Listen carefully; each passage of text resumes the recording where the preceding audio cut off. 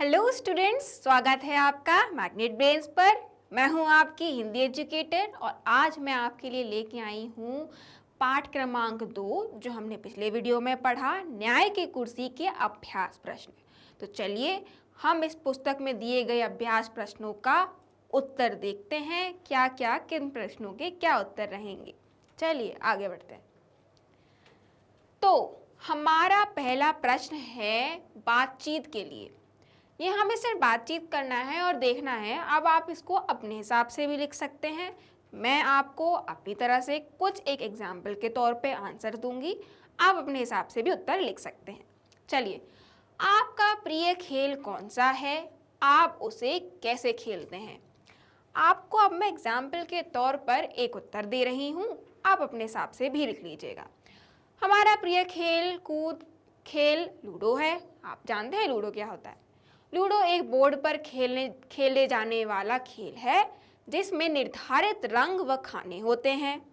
आजकल ludo mobile में भी उपलब्ध है, आपने शायद देखा होगा, 4 रंग बिरंगे खाने होते हैं उसमें। इस खेल में कम से कम 2 खिलाड़ी और ज़्यादा से ज़्यादा 4 खिलाड़ी होते हैं। इसे हम अपने भाई बहन और माता पिता के साथ खेलते हैं, हम अपने मित्रों के साथ भी खेलते हैं कई बार। इसमें अलग अलग रंग की 4 गोटियां होती हैं और पासे में आए अंकों के अनुसार इन्हें आगे बढ़ाते जाते हैं। आपने कभी लूडो खेला होगा तो आप ये बात अच्छी तरीके से जानते होंगे। जिसकी चारों गोटियां पहले घर में पहुंच जाती है, पहले जो घर में पहुंच जाती है वही विजेता होता है। ये मैंने आपको बता दिया एक प्रिय मित्र, प्रिय खेल। अब आप अपने हिसाब से अपना प्रिय खेल लिख सकते हैं यहाँ पे उत्तर में। चलिए अगला प्रश्न देखते हैं। क्या आपने कभी किसी समस्या का समाधान किया है? अपना अनुभव साझा कीजिए। बच्चों, क्या आपने कभी किसी समस्या का समाधान किया है? आप अपने अनुभव से लिखिएगा। मैं आपको एक अनुभव लिख देती हूँ। हाँ, मेरा अनुभव कुछ इस प्रकार है। आप इसी प्रकार ही लिखेंगे। एक बार मेरे मित्र की एक किताब नहीं मिल रही थी। उसे लगा कि वह चोरी हो गई है।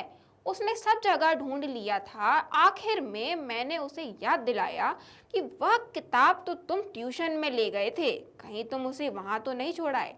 मैंने अपने मित्र से कहा, तुम्हें ऐसा लग रहा है कि शायद वो चोरी हो गई है क्योंकि वो मिसिंग है, तुम्हें मिल नहीं रही। तब मैंने उसको याद दिलाया कि वो किताब तुम ट्यूशन में ले गए थे और शायद तुम वहीं भूल आए हो। तब उसकी समस्या का समाधान हो गया और उस बच्चे को पता चल गया कि हाँ, शायद मेरी किताब वो वहाँ रह गई है। इस प्रकार आपको भी एक किसी समस्या का हल लिखना है जो आपने सॉल्व की हो। चलिए, यदि आप राजा के स्थान पर होते और आपको लड़के के बारे में पता चलता तो आप क्या करते? सो स्टूडेंट्स, इफ आप उस राजा के स्थान पे हो तो और आपको ये बात मालूम पड़ती कि बच्चा इस प्रकार से न्याय कर रहा है गांव के लोगों के लिए, तो आप क्या करते? मैं आपको एक उत्तर देती हूँ। यदि मैं राजा के स्थान पर होता तो मैं उसे राज दरबार में बुलाकर पहले उसकी बुद्धिमानी को परखता। मैं उसको अपने राज दरबार में बुलाती और फिर उसके बाद मैं उसकी बुद्धिमानी को परखती कि आखिर वो है कितना कुशल, और उसके अनुसार उसे भेंट में कुछ मुद्राएं देती। अगर मुझे लगता कि वो बच्चा वाकई बहुत कुशल है तो उसको मैं परिणाम स्वरूप उसको मैं गिफ्ट करती कुछ मुद्राएं, मतलब मुद्राओं से अर्थ है कुछ सिक्के, कुछ और हीरे जवाहरात। पहले क्या करते थे राजा लोग, इसी प्रकार भेंट दिया करते थे अगर वो किसी से प्रशंसित होते थे। तो आप अपने हिसाब से भी लिख सकते हैं। चलिए हम अगला प्रश्न देख लेते हैं। लड़के के अंदर ऐसे कौन कौन से गुण होंगे जिनके कारण वह सिंहासन पर बैठ पा रहा था? अब भाई, हमने कहानी में भी ये चीज देखी कि किस प्रकार वो बच्चा बैठ पा रहा था उस सिंहासन पर, लेकिन राजा ना बैठ पाया। लेकिन इसका उत्तर आखिर क्या होगा, क्यों वो बच्चा बैठ पा रहा था? चलिए देखते हैं। लड़का बहुत भोला भाला था, उसके मन में कलुष नहीं था, वह साफ सरल हृदय का था, छल कपट उसमें नहीं था। इस कारण वह सिंहासन पर बैठ पा रहा था। जैसे कि मैंने आपको पाठ में भी बताया कि उस बच्चे के अंदर ज़रा भी छल कपट नहीं था, कोई भी बुरी फीलिंग नहीं थी उसके मन के अंदर कि नहीं मुझे ये नहीं करना है, वो नहीं करना। जिस प्रकार राजा झूठ बोलता था या फिर उसने कभी चोरी की हो किसी के साथ धोखाधड़ी हो, वो बच्चा बहुत मासूम था, वो नहीं जानता था इस चीज़ को। इस वजह से ही, उसके साफ और सरल हृदय की वजह से ही वह बैठ पा रहा था सिंहासन पे। चलिए अब हम देखते हैं अगला प्रश्न जो है पाठ से, डायरेक्टली पाठ से आपसे पूछा गया है और आपको इसके उत्तर लिखने हैं। नीचे दिए गए प्रश्नों के सही उत्तर के आगे सूरज का चिन्ह बनाइए। आपको एक सूरज का चिन्ह बनाना है।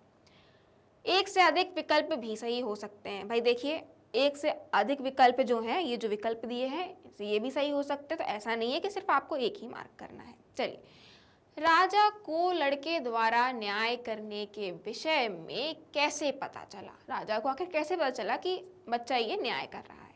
हम देखते हैं, लड़के द्वारा की गई शरारतों को सुनकर, लोगों द्वारा लड़के के न्याय की प्रशंसा सुनकर, लड़के द्वारा अपने न्याय की बुराई सुनकर, मंत्रियों द्वारा लड़के की बुद्धि की प्रशंसा सुनकर। इसका क्या उत्तर है? लोगों द्वारा लड़के के न्याय की प्रशंसा सुनकर। राजा को कैसे पता चला कि आखिर ये क्या हो रहा है, कौन है? ये लोगों ने ही उनको प्रशंसा सुनाई थी, तब जाके राजा को ये बात पता चली। तो हम इसके सामने एक सूरज बना देंगे। चलिए हमारा अगला प्रश्न देख लेते हैं। राजा को सबसे अधिक आश्चर्य किस बात से हुआ? बच्चे खेल खेल में न्याय कर रहे थे, इस बात से। लोग राजा के दरबार में नहीं आ रहे थे। सिंहासन पर बैठने वाला लड़का सही न्याय करता था। स्वयं सिंहासन में ही कोई चमत्कारी शक्ति थी। अब इसका उत्तर है विकल्प ग। क्यों? सिंहासन पर बैठने वाला लड़का ही सही न्याय करता था। अब उनको आश्चर्य इसीलिए हुआ, हमने कहानी में भी पढ़ा कि पहले कोई दूसरा बच्चा था, वो भी सही न्याय कर रहा था, और फिर जब उसको ये मालूम चला कि नहीं वो लड़का तो बीमार है और ये दूसरा कोई लड़का है लेकिन ये भी सही तरीके से न्याय कर रहा है, इसीलिए उसको इसी बात से अचंभा हुआ, इसी बात का वो शौक लगा कि नहीं ये लड़का भी कर रहा है सही से न्याय। तो इस वजह से चलिए ये विकल्प हमारा सही होगा। अगला प्रश्न देख लेते हैं। लड़कों को यह खेल इतना अच्छा क्यों लगा कि वे प्रतिदिन इसे खेलने लगे? विकल्प देख लेते हैं। क्योंकि वे राजा जैसे बनने का आनंद ले रहे थे, क्योंकि वह अन्य खेल से अधिक मनोरंजक था, क्योंकि उन्हें न्याय करने का अनुभव अच्छा लगा, और आखिरी विकल्प है क्योंकि इस खेल से नगर भर में प्रसिद्ध हो गए। इसका सही विकल्प क्या है? क्योंकि वह अन्य खेलों से अधिक मनोरंजक था। उन बच्चों को ये खेल बड़ा पसंद आ रहा था। वो अन्य खेल तो पहले खेलते ही थे, लेकिन उनको ये खेल खेलने में बड़ा मज़ा आ रहा था। भाई आइए प्रजा आइए, ये कुछ नया था उनके लिए। इसी वजह से उनको ये खेल खेलने में और आनंद आया। यही हमारा इसका उत्तर है। चलिए हम अगला प्रश्न देख लेते हैं। राजा ने उपवास और प्रायश्चित क्यों किया? ये हम देखेंगे क्यों किया। ये हम पाठ में पढ़ चुके हैं, तो इसका उत्तर तो बड़ा सरल होने वाला है। ताकि वह सिंहासन पर बैठने के योग्य बन सके, क्योंकि उसे अपने कर्मों पर पछतावा था, क्योंकि मूर्तियों ने उसे ऐसा करने के लिए कहा था, क्योंकि जनता ने उसे ऐसा करने को कहा था। देखिए क्या चाहता था राजा? वो सिंहासन पर बैठना चाहता था और उसके योग्य बनना चाहता था। क्यों? क्योंकि मूर्तियों ने कहा था क्या तुम उसके योग्य हो, तो वो उसके योग्य बनना चाहता था, इसलिए पहला विकल्प सही है। और क्योंकि उसे अपने कर्मों पर पछतावा भी था, क्योंकि उसने झूठ बोला था या फिर किसी के साथ कपट किया था, चोरी की थी, इस बात को लेके उसको पछतावा भी था, इसीलिए ये विकल्प भी सही होगा। चलिए हम आगे बढ़ते हैं। अब ये जो प्रश्न आए हैं ये आपको सोचकर लिखने हैं एकदम बुद्धिमानी से। नीचे दिए गए प्रश्नों के उत्तर अपनी लेखन पुस्तिका में लिखिए। सभी लड़के सिंहासन पर बैठ पा रहे थे लेकिन राजा नहीं बैठ पाया, ऐसा क्यों? हमने कहानी में पढ़ा और इससे पहले भी एक प्रश्न में देखा, क्योंकि सभी लड़के सिंहासन पर बैठ पा रहे थे लेकिन राजा नहीं बैठ पाया। ऐसा इसलिए हुआ क्योंकि वे भोले भाले बच्चे थे। उनके मन में किसी के प्रति मैल नहीं था, साथ ही उनका हृदय निर्मल था। क्योंकि उनका हृदय निर्मल था, वो बहुत भोले भाले थे, कोई कपट नहीं था उनके मन में, इस वजह से वो बैठ पा रहे थे उस कुर्सी पे। चलिए आप ये उत्तर लिख लीजिएगा। हम अपना अगले प्रश्न पे चलते हैं। क्या राजा को प्रायश्चित करने के बाद सिंहासन पर बैठने का अधिकार मिलना चाहिए था? क्या प्रायश्चित करने के बाद क्या राजा को मिलना चाहिए था एक चांस बैठने के लिए? अपने उत्तर का कारण बताइए। अगर उसको मिलना चाहिए था ये चांस कि बैठने का अधिकार मिलना चाहिए था उस कुर्सी पे प्रायश्चित करने के बाद, तो आखिर आप बताइए कि आखिर क्यों मिलना चाहिए था? देखिए, उत्तर है नहीं, क्योंकि राजा में प्रायश्चित करने के बाद भी अहंकार था। उसने ये प्रायश्चित किया लेकिन उसके अंदर तब भी अहंकार रह गया। उसके प्रायश्चित का क्या फायदा भाई, अगर आपके अंदर अहंकार रह गया है तो। वह स्वयं को सबसे ज्यादा धनवान, बलवान और बुद्धिमान मानता था। अगर वह योग्य होता तो चौथी मूर्ति सिंहासन लेकर आसमान में नहीं उड़ती। हमने जो उत्तर लिया नहीं, और उसका कारण यही है कि अगर वो योग्य होता, क्योंकि उसके अंदर वो क्या था, उसके अंदर वो अहंकार था। अगर वो योग्य होता, उसको इस बात का ही अहंकार था कि धनवान है, बलवान है और बुद्धिमान है, इसलिए अगर वो योग्य होता तो वो मूर्ति है वो सिंहासन को लेकर नहीं उड़ती।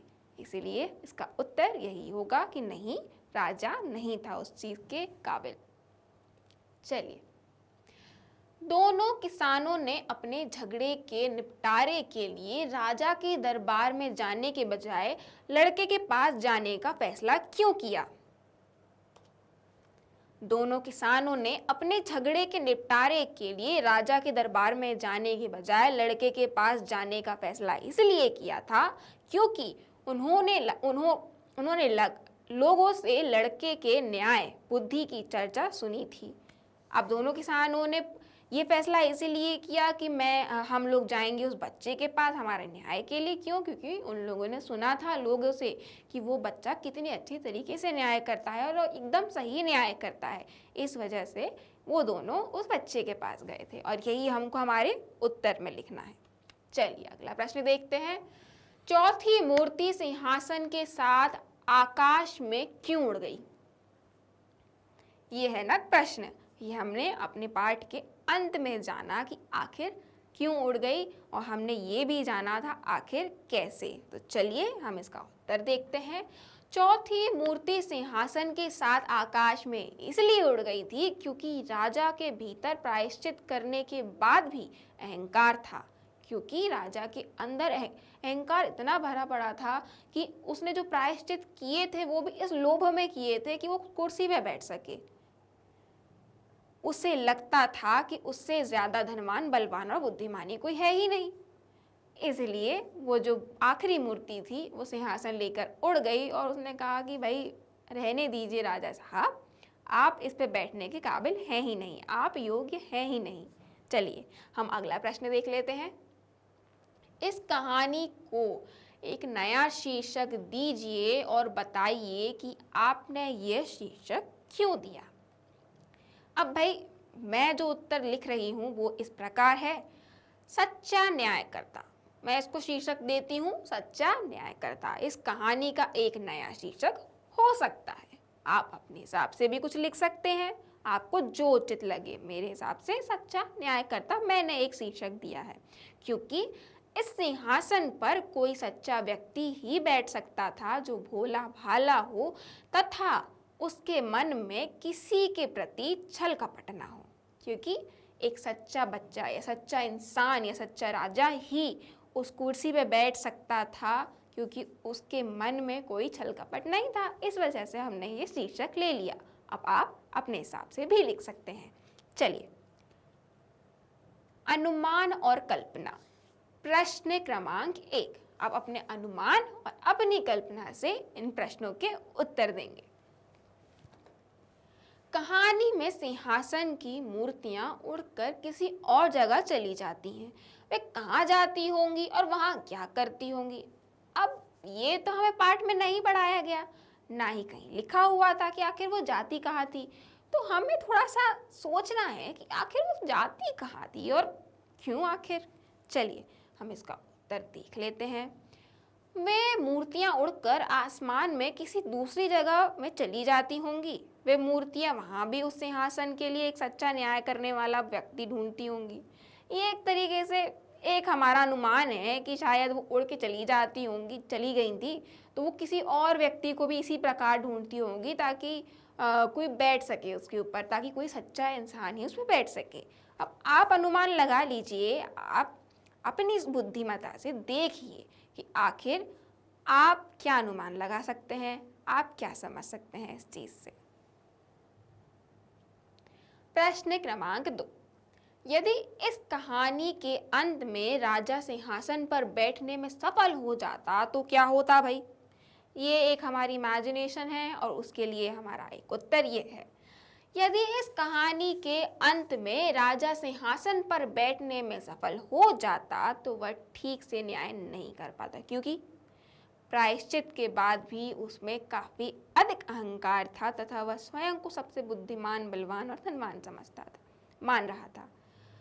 तो हमारा ये कहना है कि वो अगर उसमें बैठ भी जाता तो वो न्याय सही से कर नहीं पाता, क्योंकि उसके अंदर था, उसने प्रायश्चित करने के बावजूद भी उसके अंदर घमंड था कि वो सबसे ज़्यादा बुद्धिमान है, सफल है और बलवान है, धनवान है। इस वजह से अगर उसके अंदर यही फीलिंग्स होती कि अरे भाई मेरा ये, उसके अंदर हमेशा ये अहंकार बना ही रहता, तो आखिर वो कैसे न्याय कर पाता? अगर सबसे ज़्यादा अपने आप को बुद्धिमान मानता तो न्याय प्रक्रिया बिल्कुल खराब होती और वो सही से न्याय कर भी नहीं पाता। तो चलिए इसी के साथ आगे बढ़ते हैं और अपना अगला प्रश्न देख लेते हैं। अब आ गई है भाई भाषा की बात, और यहाँ पे हम थोड़ी सी बात करेंगे कुछ दिए गए प्रश्नों की और मैं आपको समझाऊंगी आखिर इनको कैसे करना है।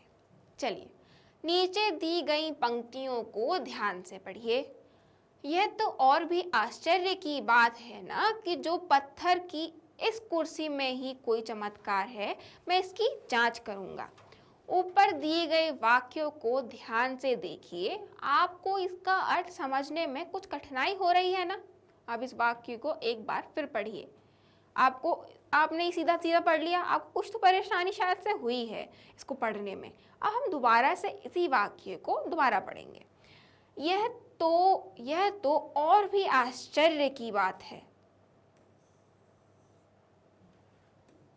आपने क्या देखा? यहाँ पे ये दो साइंस और बन गए। हो ना हो पत्थर की इस कुर्सी में ही कोई चमत्कार है, मैं इसकी जांच करूंगा। नोटिस किया आपने कि यहाँ पे क्या चेंज आया है? चलिए हम इसको आगे समझते हैं कि आखिर ये है क्या। आपको इन वाक्यों का अर्थ और भाव ठीक ठीक समझ में आ रहा होगा। इसका कारण है कुछ विशेष चिन्ह, जैसे इस प्रकार के चिन्हों को विराम चिन्ह कहते हैं। विराम चिन्हों से पता चलता है कि लिखे हुए वाक्यों में कहाँ ठहराव है और उनका क्या भाव है। ये जो विराम चिन्ह है, मतलब जब कभी भी हमारा कोई भी वाक्य खत्म होता है तो हम वहाँ पे विराम चिन्ह लगाते हैं या विस्मयादि बोधक चिन्ह लगाते हैं। जो ये हमारा चिन्ह है विस्मया, जब कभी भी हम किसी चीज़ को लेके शौक होके बोलते हैं कि अरे, तो हम यहाँ पे ये लगाते हैं, तब हमको ये वाक्य पढ़ने में आसानी होती है, उस भाव को समझने में आसानी होती है। और हम ये लगाते हैं तो हम इसको तब लगाते हैं जब हमें ये देखना होता है कि कोई इंसान कुछ बात कह रहा है, तो वो क्या कह रहा है उनको हम इन चिन्हों के बीच में लगाते हैं। चलिए हम आगे समझते हैं इसी कड़ी में। अब नीचे दिए गए वाक्यों में उचित स्थानों पर विराम चिन्ह लगाइए।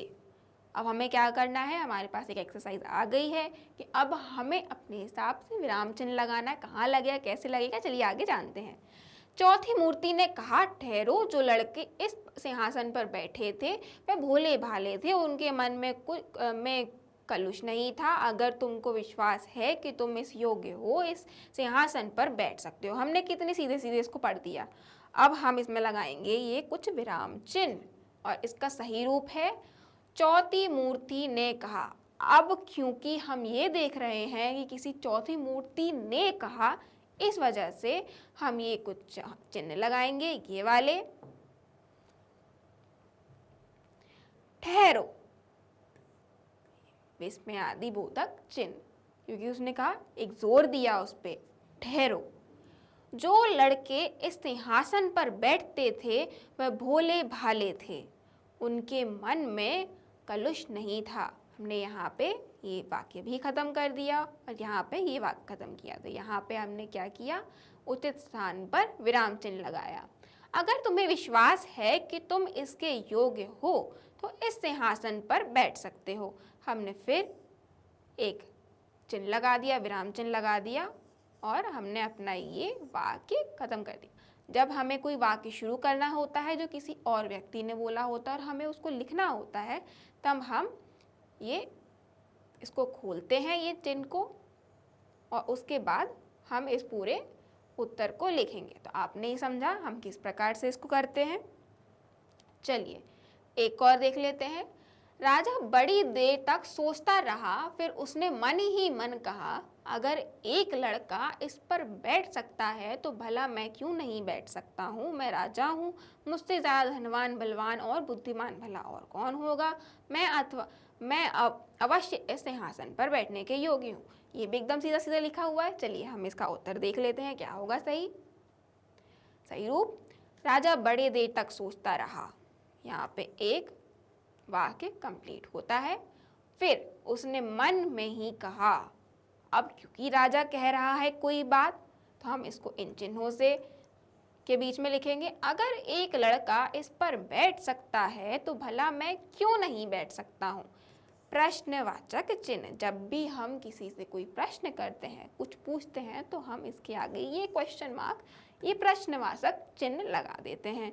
मैं राजा हूँ, उसने कहा मैं राजा हूँ, तो ये यहाँ पे भी एक वाक्य कंप्लीट होता है। मुझसे ज़्यादा धनवान, क्योंकि ये पूरा सीधा सीधा लिखा हुआ है, धनवान, बलवान और बुद्धिमान, तो हमने यहाँ पे क्या लगाया, एक और चिन्ह लगाया, ताकि हम इसको अलग अलग कर सके। नहीं तो हमें इसको एक साथ पढ़ना होगा ना, एक कॉमा यहाँ पे हम लगाएंगे। बलवान और बुद्धिमान भला और कौन होगा।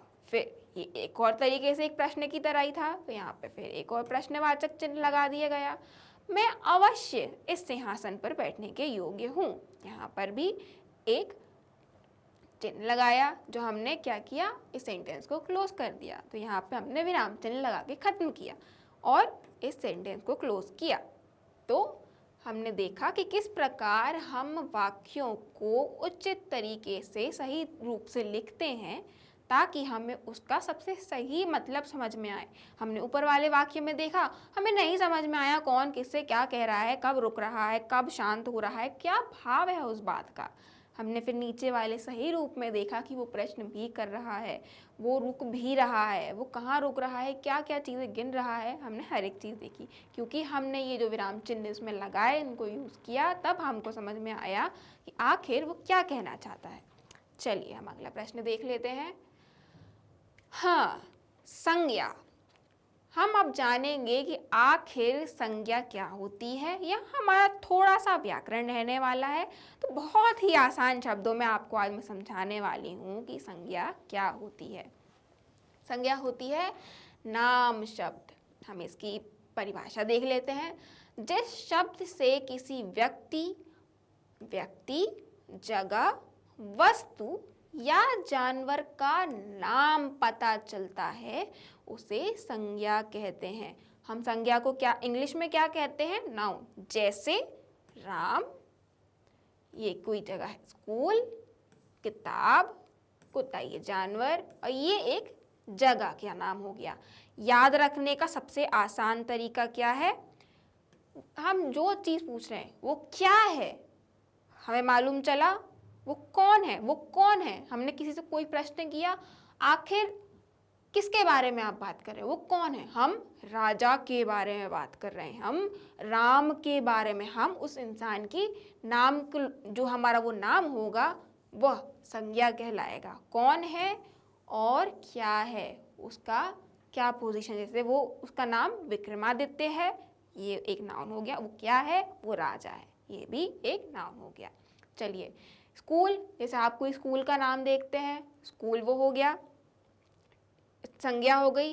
कोई किताब है, कोई किताब का नाम है, जैसे किताब का हमारा नाम क्या है, वीणा, ये भी संज्ञा हो गया। कोई जानवर है, हमने देखा जानवर, हम कई जो जानवर जैसे कुत्ता, बिल्ली, गाय, भैंस, शेर, शेरनी, ये हमारे क्या हो जाएंगे, संज्ञा कहलाएंगे। और दिल्ली, ये एक जगह का नाम है। जब भी हम कोई जगह का नाम देते हैं, जैसे भोपाल ले लिया, दिल्ली ले लिया, जबलपुर ले लिया, कलकत्ता ले लिया, या फिर आपने देख लिया हमने अपने भारत को ही ले लिया, क्योंकि ये एक जगह का स्पेसिफिक क्या है, ये एक देश है। देश है तो ये हमारा एक संज्ञा हो गया। हम सबसे पहले जब कोई भी वाक्य पढ़ेंगे तो उससे यही प्रश्न करेंगे, कौन है, क्या है, फिर उसके बाद आइडेंटिफाई करेंगे कि ये संज्ञा है कि नहीं। चलिए हम आगे बढ़ते हैं। अब हम देखेंगे विशेषण क्या होते हैं। गुण बताने वाले शब्द, जिस शब्द से किसी संज्ञा, नाम शब्द हमने पिछले में देखा, जैसे कि राम, ये हमारा नाम शब्द हो गया, का गुण, रंग, रूप या संख्या पता चले। कोई उसका गुण पता चले, राम का, जैसे राम का कोई गुण हो गया बुद्धिमान, ये हमारा विशेषण हो जाएगा। उसका रंग मालूम चले, राम कैसा है, सांवला है, कोरा है, ठीक। रूप पता चले या संख्या पता चले, कोई संख्या पता चले कि राम ने कितनी बार भोजन किया, 3 बार भोजन किया। तो ये जो 3 है, ये विशेषता उसकी बता रहा है, राम की विशेष, उस संज्ञा की विशेषता बताने वाले शब्दों को हम विशेषण कहते हैं। खासियत क्या होती है, मतलब इसमें क्या खास है, आखिर इस चीज़ में, इस इंसान में, इस जानवर में, इस जगह में, आखिर इस किताब में क्या खास है। अच्छाई या बुराई, लक्षण या स्वभाव। अच्छा है, अच्छाई जो हो गई ये हमारा विशेषण, बुरा है ये हमारा विशेषण, मतलब उसके बारे में जो बता रहा है कि भाई ये ऐसा है, ये है इसके अंदर, तो वो विशेषण कहलाएगा। जैसे अच्छा लड़का, लड़का है, कैसा है, हमारा क्या विशेषण को याद रखने का सबसे आसान तरीका यही है कि हमने संज्ञा को याद रखने का क्या तरीका निकाला था, क्या है, कौन है, ठीक। यहाँ पे हम इसका याद रखने का तरीका क्या है, कैसा है। हम कोई भी वाक्य पढ़ेंगे और उसमें हम सबसे पहले ये सवाल करेंगे कि आखिर कैसा है, क्या है, अच्छा लड़का, लड़का कैसा है, लड़का कैसा है, अच्छा है, तो ये अच्छा जो हमारा होगा ये विशेषण कहलाएगा। नीला आसमान, अब आसमान संज्ञा है, अब आसमान कैसा है, नीला है, ये उसका रंग बता रहा है, उसका रूप बता रहा है। चलिए अब देखेंगे 5 किताबें। तो किताबें कितनी हैं, हमने ऊपर क्या देखा, संख्या, जो उसकी संख्या भी बताता हो तो वो भी विशेषण है। कैसा है, 5 हैं किताबें, तो ये विशेषण इसमें हो जाएगा 5। अगला उदाहरण, बड़ी गेंद, आखिर गेंद कैसी है, छोटी है, बड़ी है, लाल है, पीली है। अगर उसमें कहीं हमने संख्या भी हो कि 2 है, 3 है, 4 है, कितनी है, तो वो जो भी शब्द होगा वो विशेषण कहलाएगा। यहाँ पे इसके लिए प्रयोग हुआ है बड़ी, गेंद कैसी है, बड़ी है, वो उसकी गुण बता रही है, उसकी क्वालिटी बता रही है कि वो बड़ी है, इसलिए बड़ी हमारा विशेषण कहलाएगा। तो याद करने का सबसे सरल तरीका हमने क्या देखा, कैसा है, कैसा है, उसका गुण, उसका रंग, उसका रूप, आखिर वो उसमें गुण क्या, कैसा है, अच्छा है, बुरा है, रंग कैसा है उसका, हाँ लाल है, पीला है, नीला है, काला है, रूप कैसा है, दिखने में कैसा है, भाई संख्या कितनी है, कोई नंबर भी अगर हो गए तो 2 3 4 1 2 3, मतलब ये संख्या हो जाती हैं, तो इससे पता चलता है कि वो विशेषण है। मैं आपसे उम्मीद करती हूँ कि आपको संज्ञा और विशेषण दोनों समझ में आए होंगे। अब हम एक एक उदाहरण देख लेते हैं। जैसे राम हमारा संज्ञा है। राम कैसा है? अच्छा है, ये उसकी विशेषता हो जाएगी। राम हमारी संज्ञा है। राम कैसा है? हमने प्रश्न किया। अच्छा है। अच्छा क्या हो गया? विशेषण हो गया। अगला उदाहरण आम। आम क्योंकि ये कोई फल है, हम बात कर रहे थे, आम है। आम कैसा है भाई? आम हमारी संज्ञा हो गई, तो अब इसकी आम कैसा है? आम की खासियत हमें अब देखनी है। आम कैसा है? मीठा है। आम खट्टा भी होता है, मीठा भी होता है, हरा भी होता है। तो यहाँ पे हमने क्या लिखा है? मीठा है। भाई आम तो बड़ा मीठा है, तो मीठा इसकी विशेषता कहलाएगी। इस आम की यही विशेषता है कि वह मीठा है। चलिए आगे चलते हैं और हम अब जो आपकी पाठ्य पुस्तक में दिए गए कुछ प्रश्न हैं संज्ञा और विशेषण को लेकर, हम उनको हल करेंगे। आप क्योंकि मैंने आपको समझा दिया है कि संज्ञा क्या होती है, विशेषण क्या होता है, तो अब आपके लिए आसानी होगी इन प्रश्नों को हल करना। तीसरी मूर्ति भी उड़ गई। इस वाक्य के आधार पर प्रश्नों के उत्तर लिखिए। अब हमारा ये मेन वाक्य क्या है? तीसरी मूर्ति भी उड़ गई।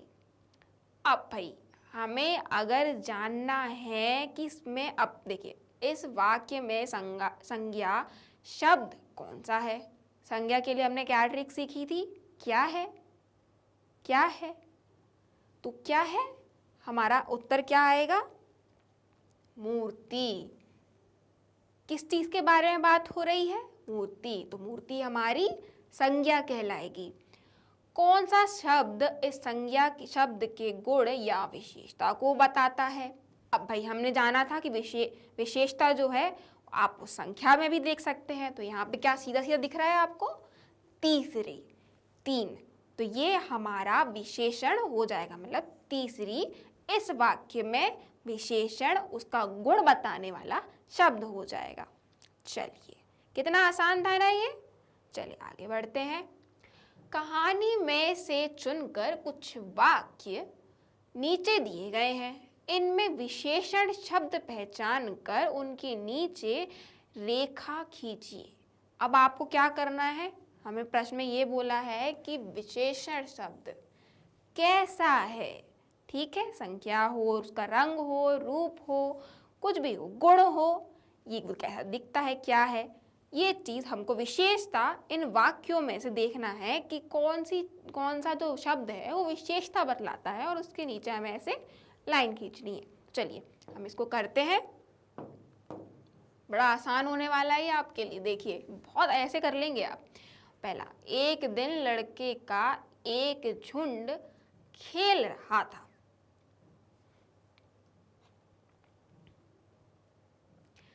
एक दिन लड़कों का एक झुंड वहां खेल रहा था। तो एक दिन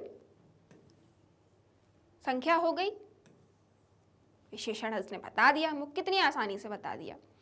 दूसरा, उज्जैन की प्राचीन और ऐतिहासिक नगरी के बाहर एक लंबा चौड़ा मैदान था। अब भाई यहाँ पे वैसे तो देखिए कितने सारे विशेषण निकल के आ गए। उज्जैन हमारी संज्ञा हो गई। इसके बारे में अब हम विशेषता की बात करते हैं। इसकी विशेषता क्या थी? प्राचीन था, मतलब पुराना था, ये उसका गुण हो गया। ऐतिहासिक था, ये भी उसका गुण हो गया कि भाई ये ऐतिहासिक भी था। नगरी के बाहर एक लंबा चौड़ा, अभी उसकी खासियत बता रहा है। कैसा था? कैसा था? लंबा था, चौड़ा था, खूब दूर दूर तक फैला हुआ था, तो मतलब लंबा चौड़ा मैदान था। तो हमारे क्या, हमने क्या देख लिए? इसके उत्तर देख लिए। प्राचीन था, ऐतिहासिक था और एक लंबा चौड़ा था। तो विशेषण शब्द हमने इस ऑप्शन में निकाल लिए। अब अगला ऑप्शन देख लेते हैं, कितना आसान था। इतनी छोटी उम्र में इतनी बुद्धि का होना आश्चर्य की बात है। मैं जानती हूँ कि आपने इसको हल कर लिया है और आप ये बात बहुत अच्छी तरीके से समझ चुके हैं कि इस वाक्य में इतनी छोटी, ये हमारा सही उत्तर है। उसको अच्छे तरीके से देखिए ज़रा।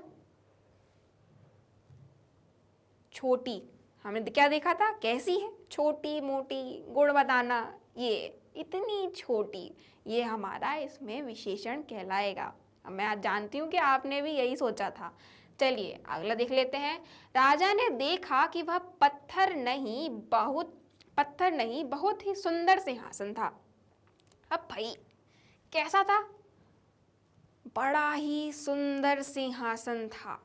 सिंहासन किसके बारे में बात हो रही है, सिंहासन के बारे में। ये हमारी संज्ञा है यहाँ पे। और सिंहासन कैसा था, सुंदर था। मतलब ये जो सिंहासन था वो सुंदर था। सिंहासन की विशेषता बता रहा है ये शब्द, सुंदर, उसकी सुंदरता।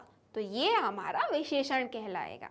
चलिए, बात ही बात में वहां अच्छी खासी भीड़ जमा हो गई। भीड़ के बारे में बात हो रही है यहाँ पे। सबसे बड़ी ट्रिक, अच्छी खासी। हमें सबसे पहले इसमें हमारा सबसे महत्वपूर्ण काम है संज्ञा को देखना। संज्ञा हमारी किसके बारे में बात हो रही है, भीड़ के बारे में बात हो रही है। ठीक है, भीड़ संज्ञा है। इसकी विशेषता क्या है, अच्छी खासी। अच्छी खासी हम बोलते हैं ना, अच्छी खासी, तो ये इसकी विशेषता हो जाएगी। चलिए, अब मैं जानती हूँ कि आप ये प्रश्न अच्छी तरीके से, इनके उत्तर अच्छी तरीके से हल कर चुके हैं और आपको ये भी समझ आ गया है कि संज्ञा क्या है और विशेषण क्या है। अब हम आगे के प्रश्न लेंगे। चलिए, तो संज्ञा और विशेषण के आगे चलते हैं और एक हमारा अगला प्रश्न लेते हैं। आप में कौन कौन सी विशेषताएं होनी चाहिए जिससे आप कहानी के सिंहासन पर बैठ सकेंगे। लिखिए। अब आपको लिखना है कि आपके अंदर ऐसी कौन कौन सी विशेषताएं होनी चाहिए। देखिए, सबसे पहला सत्यवादी। क्या, सत्यवादी। मतलब हमने कहानी में ही पढ़ा कि कौन इंसान बैठ सकता है उस सिंहासन पर, तो हम उन्हीं को लिस्ट करेंगे, उन्हीं को लिखेंगे। बहुत आसान शब्द है, बहुत बहुत आसान है। चलिए, पहला क्या, सत्यवादी। जो व्यक्ति सत्य बोलता हो, जो हमेशा सच बोलता हो, वो इस सिंहासन में बैठ पाएगा। ईमानदारी, जिसके अंदर ईमानदारी कूट कूट के भरी हो, वो किसी का भी गलत ना करता हो, वो हमेशा सच बोलता हो। सच्चाई हो गई ईमानदारी। भाई किसी के साथ छल कपट नहीं, झूठ नहीं बोलना, मतलब ईमानदारी होनी चाहिए। अब ये क्या है, एक तरीके से हमारे विशेषण है, विशेषता। हमने देखा ना विशेषताएं, तो अब हमें विशेषण ही, मतलब विशेषण के शब्द, विशेषताएं ही लिखनी है कि आखिर ऐसा क्या होना चाहिए हमारे अंदर। हम संज्ञा है, हमारी विशेषता क्या होनी चाहिए ताकि हम इस सिंहासन पे बैठ सके। तो हमने दो देख ली है, अगली देखते हैं। सोच समझकर निर्णय देने वाला। जो इंसान सोच समझकर निर्णय दे, मतलब ऐसा नहीं फुर्ती में कि भाई हमने इसकी सुनी उसकी सुनी लेकिन हमने वही किया जो हमारा मन कह रहा था। नहीं, सोच समझकर हमें पूरी तरीके इस पक्ष को भी सुनना है, उस पक्ष को भी सुनना है, उसके बाद निर्णय लेना है कि आखिर सही कौन है और गलत कौन है। इसलिए सोच समझकर निर्णय देने वाला। अगला, किसी निर्दोष को सजा ना देने वाला। मतलब अगर भाई आपके सामने दो लोग आए, एक निर्दोष है और एक दोषी है, लेकिन किसी ने इल्ज़ाम लगाया उस इंसान पे कि भाई ये दोषी है, जो निर्दोष व्यक्ति है ये दोषी है, और आप राजा हैं, आपने क्या किया कि उस निर्दोष व्यक्ति को सजा दे दी। अब भाई उसका तो कोई दोष नहीं, उसने तो कोई गलती। अब आप सोचिए, अगर आपने कोई गलती की नहीं और आपको आपकी मम्मी या पेरेंट्स या आप ही कोई भी टीचर आपको सजा दे दे जो आपने कोई गलती की ही नहीं, तो आपको कैसा लगेगा, बुरा लगेगा ना। इसी प्रकार अगर आपको किसी को सही निर्णय देना है तो सोच समझ के देना होगा, और किसी निर्दोष, जिसने कुछ किया ही नहीं, किसी ने कुछ गलत किया ही नहीं, उस इंसान को सज़ा देने से बचना। तो आपको एक ऐसा इंसान होना चाहिए कि जो किसी निर्दोष को सज़ा ना दे। ठीक, चलिए। साफ दिल वाला, ये हमने पाठ में ही पढ़ा कि आपका मन कितना साफ होना चाहिए, कितना स्वच्छ होना चाहिए एक इस सिंहासन पे बैठने के लिए। भोला भाला, वो बच्चे भी भोले भाले थे, बहुत मासूम थे, इसलिए यहाँ पे हम लिखेंगे भोला भाला। ईर्ष्या ना करने वाला, मतलब इस बात से, जैसे जिस प्रकार से राजा को ईर्ष्या एक प्रकार से हो रही थी कि भाई मैं नहीं बैठ पा रहा, लेकिन ये बच्चे कैसे बैठ पा रहे हैं, उनको एक जलन की भावना। तो आपके अंदर ये जलन की भावना नहीं होनी चाहिए इस सिंहासन पे बैठने के लिए, क्योंकि अगर आपको ईर्ष्या की भावना रही कि ये ऐसा है तो आपका मन साफ नहीं रह जाएगा ना, फिर आप सच्चे नहीं कहलाएंगे। इसलिए आपके अंदर ईर्ष्या की भावना भी नहीं होनी चाहिए। चलिए पाठ से आगे, मतलब अब ये पाठ से आगे है, पाठ से हम कुछ नहीं पूछने वाले इसमें। कहानी में गांव वाले न्याय करवाने या झगड़े सुलझाने बच्चों के पास जाया करते थे। आप अपनी समस्याओं को सुलझाने के लिए किन किन के पास जाते हैं? आप उन्हीं के पास क्यों जाते हैं?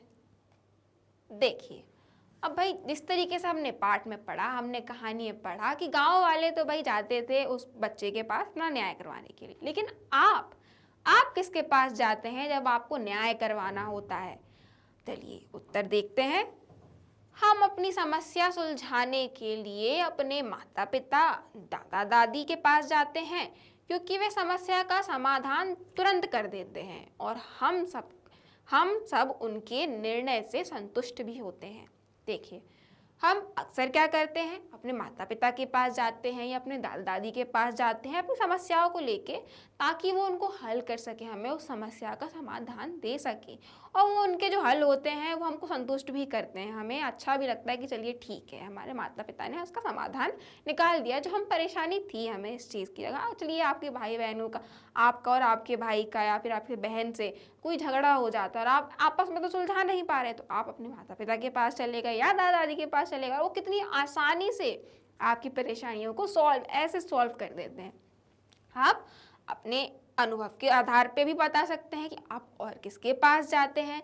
मेरे हिसाब से मैंने लिख दिया है माता पिता और दादा दादी के पास जाते हैं। आप अपने हिसाब से भी ये उत्तर लिख सकते हैं। अगला प्रश्न है, क्या कभी ऐसा हुआ है कि किसी ने आपके साथ अन्याय किया हो? आपने उस स्थिति का सामना कैसे किया? आपके साथ अन्याय, अब भाई ये प्रश्न पूछ रहा है कि कभी आपके साथ ऐसा कुछ हुआ है कि आपके साथ किसी ने कोई अन्याय कर दिया, आपके साथ किसी ने गलत कर दिया, या आप किसी के पास अपनी समस्या लेके गए और उन्होंने मतलब सही फैसला नहीं दिया, आप गलत नहीं भी थे तो भी उन्होंने कहा कि नहीं नहीं तुम गलत हो, तो ये आपके साथ अन्याय हो गया भाई। तो आपने उस स्थिति का सामना कैसे किया? मैं आपको एक छोटा सा एग्जाम्पल के तौर पे दे देती हूँ। आप अपनी समझ से, अपने अनुभव से उत्तर लिखेंगे। ज़रूरी नहीं है कि आपको यही उत्तर लिखना है, आपको अपनी समझ से उत्तर लिखना है, क्योंकि ये पाठ से आगे है, पाठ से बिल्कुल भी संबंधित नहीं है, आपको अपने अनुभव से लिखना है इसको। हाँ, एक बार मेरे मित्र ने मेरे ऊपर झूठा चोरी का इल्ज़ाम लगाया था। वह मेरी ही पेंसिल को अपना बना रहा था, मुझे पूरी कक्षा में चोर चोर बोल रहा था। अरे भाई, आपको कितना बुरा लगेगा अगर आपकी ही पेंसिल उसने उठा के बोल दिया कि भाई क्या बोलते, इस लड़के ने चोरी की है, लेकिन वो पेंसिल तो आपकी ही थी। अपना बना के उसने बोल रहा है कि नहीं ये मेरी है और इसने चोरी कर ली है, मतलब कितना गलत है ये। घर जाकर मैंने अपनी माँ को बताया तो उन्होंने कहा कि कोई बात नहीं, मैं उसे समझा दूंगी और तुम्हें दूसरी पेंसिल खरीद के दे दूंगी। तो इस स्थिति में इस बच्चे ने क्या किया, मतलब मैंने क्या किया कि मैं अपने घर गई और मैंने अपनी माता को बताया कि मेरी ये परेशानी है, वो बच्चा मेरे ऊपर ऐसे इल्ज़ाम लगा रहा है, मेरे साथ अन्याय हुआ है, मैंने तो कोई चोरी की नहीं है। तो उस माँ ने क्या कहा, मेरी माँ ने क्या कहा कि मैं ऐसा करती हूँ, कोई बात नहीं, मैं उस बच्चे को समझा दूंगी कि बेटा आपने गलत किया है और मैं तुम्हें दूसरी पेंसिल भी दिला दूंगी। अब भाई ये मैंने अपने अनुभव से लिखा है, अपनी परिस्थिति के हिसाब से लिखा है, आप इसको अपनी परिस्थिति के हिसाब से लिखिए। आपने अगर कभी कुछ ऐसा फेस किया है तो आप उसको भी लिख सकते हैं, नहीं तो आपकी मर्जी है, आपको ये लिखना है आप ये भी लिख सकते हैं। चलिए बच्चों, तो पुस्तकालय एवं अन्य शोध, आपने जो कहानी पढ़ी वह हमारे देश की सैकड़ों वर्ष पुरानी एक पुस्तक पर आधारित है। उस पुस्तक का नाम है सिंहासन बत्तीसी। जो आपने अभी कहानी पढ़ी है वो एक सैकड़ों साल पुरानी पुस्तक पर आधारित है। मतलब एक छोटा सा भाग उसमें आपको दिया गया है आपकी पुस्तक में, लेकिन इस पुस्तक का जो नाम है वो सिंहासन बत्तीसी, असली जो बुक है उसका नाम है सिंहासन बत्तीसी। इस पुस्तक में राजा भोज को भूमि में गड़ा राजा विक्रमादित्य का सिंहासन मिलता है। मतलब ये जो राजा हैं वो राजा भोज हैं, और जो गड़ा हुआ सिंहासन उनको मिला है भूमि के, वो राजा विक्रमादित्य का है सिंहासन मिलता है।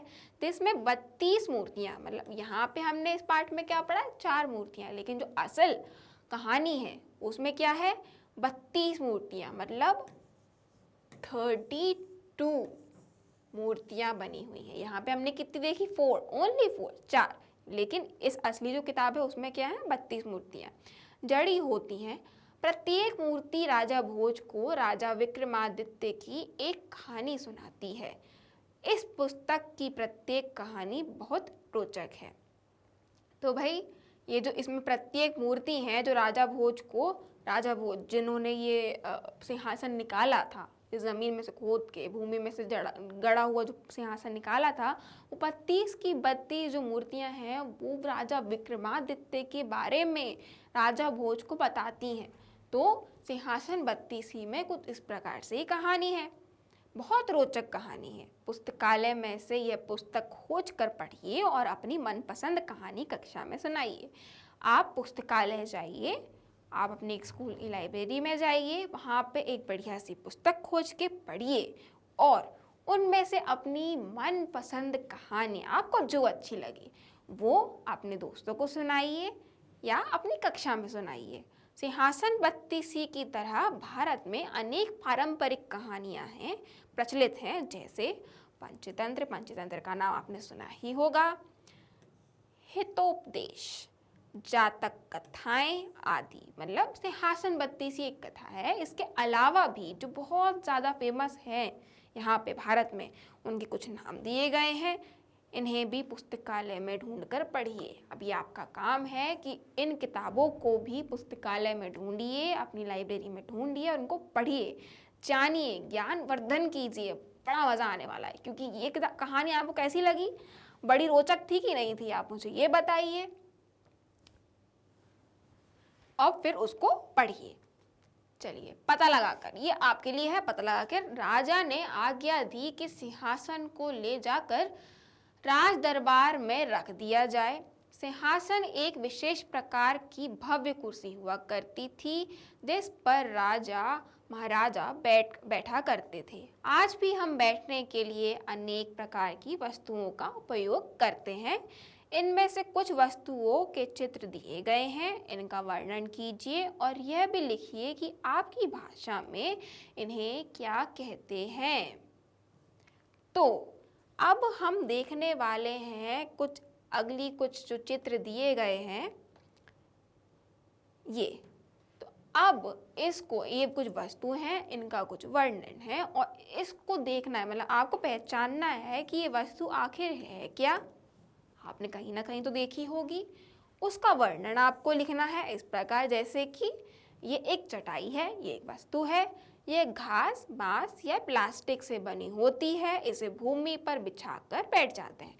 हमने इसका वर्णन किया, ये कैसी होती है, ये घास की होती है, बांस की होती है, प्लास्टिक की भी बनी होती है और इसे हम ज़मीन पर बिछाकर बैठ जाते हैं या लेट जाते हैं।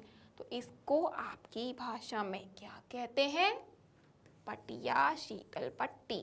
हम तो ये कहते हैं पटिया या शीतल पट्टी। अब आप आपकी भाषा में आप आपके घर में इसको क्या बोला जाता है, आप वो लिख सकते हैं। ये अगली क्या है, ये दरी, ये यहाँ पे दरी लिखी हुई है। अब ये मोटे कपड़े या सूती धागों से बनी होती है। इसका वर्णन क्या है, ये मोटे कपड़े, मतलब बहुत मोटा जो कपड़ा होता है उससे बनी होती है, सूती की धागों से बनी होती है। ये उत्सवों या सामाजिक कार्यक्रमों में उपयोग की जाती है। आपने अपने घरों में भी देखा होगा कि एक मोटी सी दरी आपको जो हॉल में बिछी होती है जहाँ पे आप रहते हैं, या फिर आप कहीं बाहर गए होंगे, आपने मंदिरों में भी देखी होगी, आपने कई जगहों पे देखी होगी। तो इस प्रकार से आपको इसका वर्णन करना है कि आखिर ये दिखती कैसी है, किस चीज़ से बनी होती है, और इसको आपकी लैंग्वेज में क्या कहते हैं। हमने क्या लिख दिया, गलीचा या रग। हम उसको, आपने मम्मी सुना होगा कि रग बिछा दो या गलीचा बिछा दो, तो आपकी लैंग्वेज में जो कुछ भी बोलते हैं इस दरी को वो आप लिख दीजिएगा। चलिए आगे बढ़ते हैं, आगे भी कुछ इसी प्रकार से है।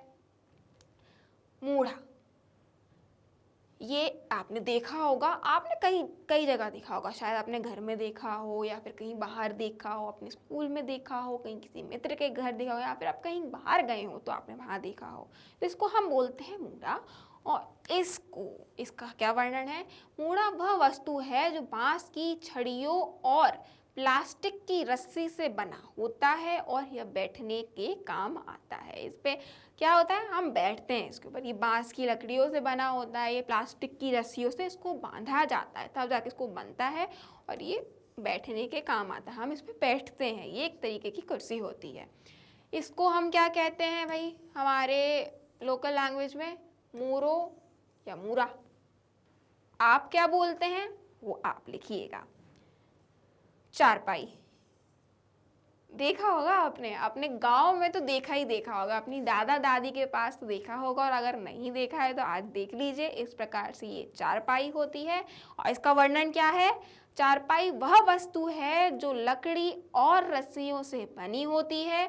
ये रस्सियाँ प्लास्टिक, नारियल, जूट आदि की हो सकती हैं। अब देखिए चारपाई जो है, इसमें जो ये रस्सियाँ आपको दिख रही हैं, या तो ये जूट की बनी होती है, जूट एक प्रकार का रस्सी होता है, नारियल का जो जड़ होते हैं उस तरीके से जो रेशे आपने कभी देखे होंगे उसकी बनती है, प्लास्टिक की, प्लास्टिक का भी, प्लास्टिक के जो धागे होते हैं उससे भी बनते हैं, और ऐसी कई रस्सियों से बन सकते हैं।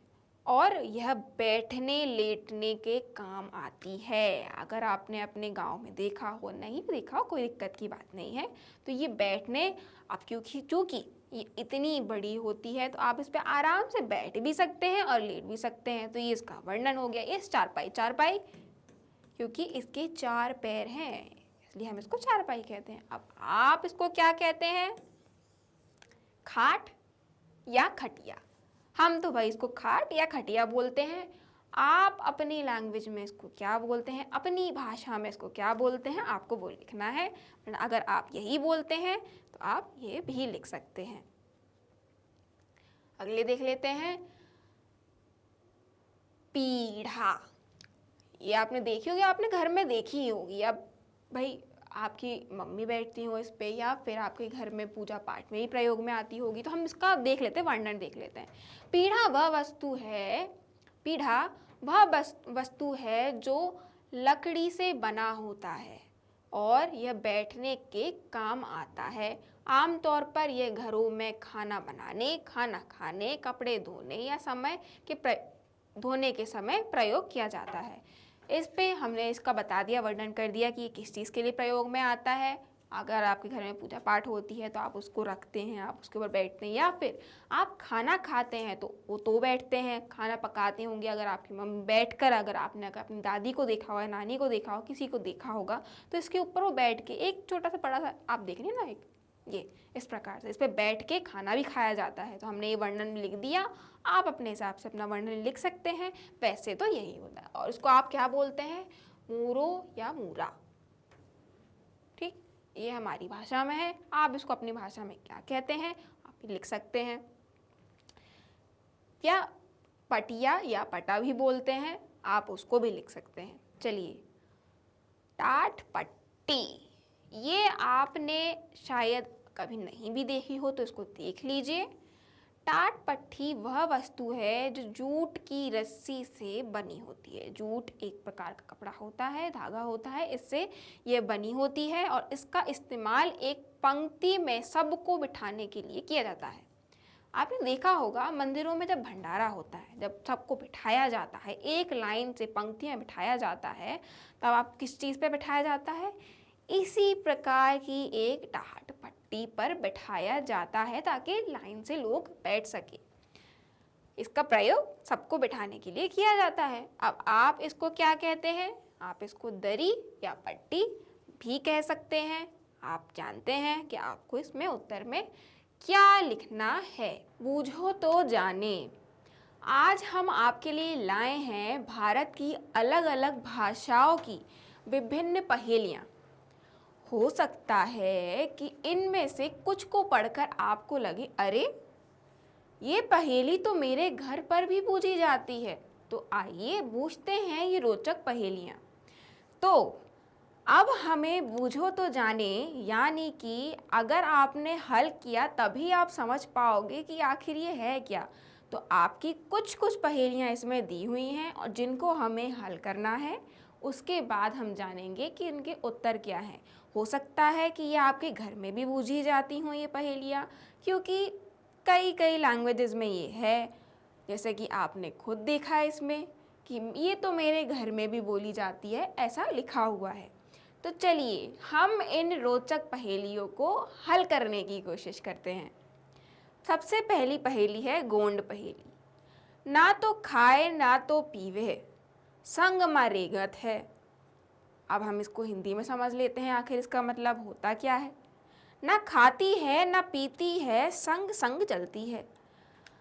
हाँ, कुछ तो याद आ रहा है इससे। ना खाती है ना पीती है, मतलब ऐसी भी क्या चीज़ हो सकती है जो बिना खाए पिए सरवाइव कर रही है और साथ साथ आपकी चलती भी है। आपने कभी गौर किया होगा, जब भी आप धूप में चलते हैं या फिर आप किसी रोशनी के क्षेत्र में चलते हैं, तब आपके साथ पीछे पीछे चलती है या बाजू बाजू चलती है आपकी छाया, जो आपके पूरे टाइम साथ रहती है। आपने ये गौर किया होगा कि नहीं किया होगा? मुझे तो लगता है यही उत्तर है। चलिए आगे देखेंगे कि उसका उत्तर एक्चुअली क्या है, लेकिन अभी हम ये बात दिमाग में रखते हैं कि इसका उत्तर क्या है। छाया, आपकी परछाई। चलिए अगली अगली पहेली देखते हैं। निमाड़ी पहेली। हरो माथड़ो लाल पेट, रस पी लेवे भर भर पेट। हरे मटके का लाल पेट, रस पी लो भर भर पेट। अरे भाई, हरा मटका आपने कहीं देखा है? शायद हाँ या ना? आपने शायद देखा है, और उसका लाल पेट भी। चलिए मैं आपको समझाती हूँ क्या हो सकता है। आपने कभी तरबूज देखा है? बाहर से होता है वो सख्त हरा और अंदर से कैसा होता है? लाल लाल लाल। जब हम उसको काटते हैं तब कैसा निकलता है? वो एकदम लाल। और जब हम उसको खाते हैं तो वो कैसा महसूस होता है? एकदम रस भरा, बहुत सारे पानी और मीठे रस की तरह। तो हम क्या अनुमान लगा सकते हैं कि इसका उत्तर क्या होगा? तरबूज हो सकता है कि नहीं हो सकता है? चलिए हम ये आगे देखेंगे कि हो सकता है कि नहीं हो सकता है। फिलहाल के लिए हम तरबूज ही मानते हैं। चलिए अब हम देखेंगे अगली पहेली, मालवी पहेली।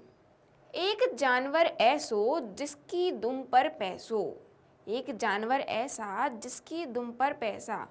अरे भाई, ऐसी किसकी आखिर दुम? दुम या अर्थात पूंछ। ऐसा कौन सा जानवर है जिसकी पूंछ पे पैसा ही पैसा? कहीं ना कहीं तो ऐसा किस अच्छा चलिए मैं आपसे पूछती हूँ, आपने कोई ऐसा जानवर देखा है जिसके पंख बहुत खूबसूरत हो, जिसकी पूंछ बहुत खूबसूरत हो? शायद आप याद कर पा रहे हैं। शायद कहीं ये मोर तो नहीं, क्योंकि उसके जो पंख होते हैं, उसकी जो पूंछ होती है, वो कुछ उसी प्रकार, कुछ पैसों की प्रकार ही दिखती है। तो हम मान लेते हैं मोर। चलिए अगली पहेली देखते हैं, बुंदेली पहेली। एक लड़की की ऐसी कहानी, में लुको है मीठो पानी। लकड़ी का, एक लकड़ी की ऐसी कहानी, में लुको है मीठो पानी। तो एक लकड़ी की ऐसी कहानी, इसमें छिपा है मीठा पानी। अरे भाई, लकड़ी के अंदर मीठा पानी कैसे? हाँ, अब आप समझ पा रहे हैं। गर्मियों के वक्त जब आप जाते हैं बाहर कड़कती धूप में, तो आपको कहाँ क्या मिलता है? गन्ने का जूस। तो क्या वो गन्ना होता है, क्या वो एक लकड़ी होती है? और उसको जब हम निकालते हैं, उसका रस निकालते हैं, तो वो मीठा नहीं होता? हो सकता है ना? तो क्या हम मान सकते हैं कि ये गन्ना होगा? शायद हम मान सकते हैं। चलिए आगे बढ़ते हैं। बघेली पहेली। एक दिया सब तर उंजरिया, तो एक दीपक से चारों ओर उजियारा। भाई अब ब्रह्मांड में ऐसा कौन सा दिया है जिसकी वजह से चारों तरफ उजियारा रहता है? हाँ, आपने एकदम सही जाना। ये जो दिया है शायद इस सूरज की बात हो रही है, क्योंकि इसके अलावा हम कोई भी दिया जला लें हर तरफ उजियारा तो नहीं हो सकता। तो क्या हम मान सकते हैं कि सूरज की बात हो रही है यहाँ? चलिए हम जान लेते हैं इन सब के उत्तर। क्या हमने सही सोचा था? छाया, हमने सही सोचा था। तरबूज, मोर, गन्ना और सूर्य। तो हमने ये पहेलियाँ कर ली हैं हल। तो चलिए बच्चों, अपने लिए ताली बजाइए और चलते हैं आगे। चलिए, मेरा न्याय। अपनी कक्षा से किन्हीं दो ऐसी समस्याओं को चुनिए जिन पर न्याय किया जाना है। अब भाई बच्चों, आपको क्या करना है कि आपको दी हुई है एक एक्टिविटी जो आपको करना है एकदम फुल डिवोशन के साथ में।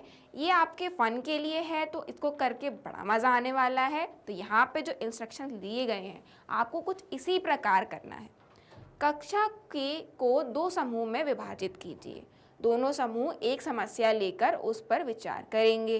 तत्पश्चात दोनों समूह एक एक नाटक मंचन के द्वारा समस्याओं का सुलझाएंगे। दर्शक समूह प्रतिपुष्टि प्रदान करेंगे। तो आपको ये इंस्ट्रक्शन समझ में आ गए होंगे कि आपको दो समूहों में विभाजित करना है अपनी कक्षा को। उसके बाद दोनों समूहों को समस्या लेकर आनी है, अपनी दोनों ग्रुप्स को अपनी समस्या लेकर आनी है। उसके बाद एक एक कर कर नाटक मंचन करना है कि एक जो ग्रुप है वो समस्या लेकर आएगा, फिर उसके बाद उस पर चर्चा की जाएगी, उसका न्याय प्रक्रिया देखा जाएगा जिस प्रकार बच्चों ने किया। उसके बाद जो भी आपके दर्शक होंगे जो उस नाटक को देख रहे होंगे वो आपको अंक प्रदान करेंगे, आपकी परफॉर्मेंस के ऊपर आपको नंबर देंगे। तो वो कैसे करना है वो भी आपकी पाठ्य पुस्तक में लिखा हुआ है, आपको ये टेबल दी गई है। इसी प्रकार आपकी प्रस्तुतिकरण कैसी है उसके ऊपर आपको अंक मिलेंगे 1 में से 5 में से। पात्र संवाद, ये आपका जो संवाद है, आपका जो कैरेक्टर है, आपने किस तरीके से बात की उसके ऊपर आपको नंबर मिलेंगे 1, 2, 3, 4 या 5।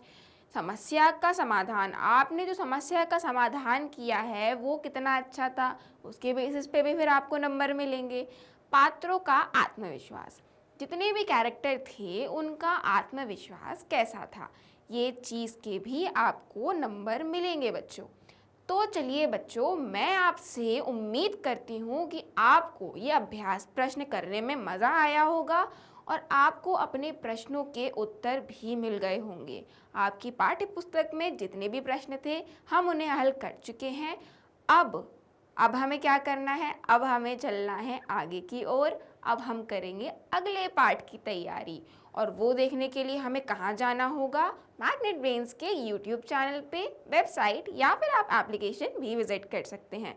मैग्नेट ब्रेन्स आपको प्रोवाइड करता है ये हमारे कुछ टॉप कोर्सेज जो इंग्लिश और हिंदी दोनों ही लैंग्वेजेस में अवेलेबल हैं, दोनों ही मीडियम्स में अवेलेबल है। अगर आपको इस बात की जानकारी हो कि मैग्नेट ब्रेन्स आपको 100% फ्री एजुकेशन प्रोवाइड करता है, वो भी टॉप क्वालिटी, दैट वो एकदम हाई क्वालिटी में, तो आप क्यों नहीं आना चाहेंगे यहाँ पे?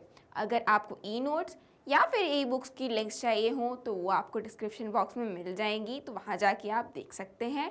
उसके अलावा वीडियो को लाइक करना, शेयर करना, सब्सक्राइब करना मत भूलिएगा, क्योंकि अगर आपने सब्सक्राइब नहीं किया, लाइक नहीं किया तो अगले वीडियोस तक आप कैसे पहुंच पाएंगे? तो चलिए बच्चों, अपना ख्याल रखिए और पढ़ते रहिए। आज के लिए बस इतना ही।